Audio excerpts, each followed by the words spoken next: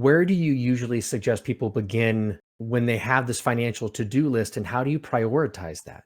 I mean, obviously it's individual, but how do you help clients get clarity on? Well, we used to have this thing called a financial planning pyramid that we used to show people a lot. And I still reference it because it makes a lot of sense because it refers to kind of sequentially how you do things. And it's also simple because it sort of breaks it down into three areas. And the first area is insurance and liquidity. I mean, you have to make sure that you have enough liquidity. So if something happens, it's unexpected, and you got to cover it. You got enough money to do it without going into debt, putting it on a credit card, Right. things like that. I was talking to somebody the other day who went into debt because their elderly pet got very, very sick, and it was an end of life issue. And they ended up racking up several $1,000s of Yeah. credit card debt because they had nowhere else to go with it. So things like that. So usually it's recommended 3 to 6 months of lifestyle income that you have just available to you in cash if you need to go and get it. That's a good starting point. And then, look at whether you have adequate insurance, health insurance. Uh,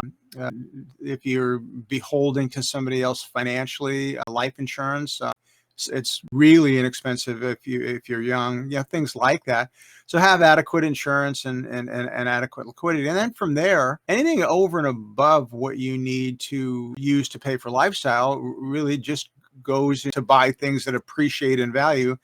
And usually that's things like a company sponsored retirement plan, maybe an IRA, things like that. So there's a sequence to this. And as you get further and further into the process, you're able to take more and more risk because you foundationally set yourself up for the long term in the right way.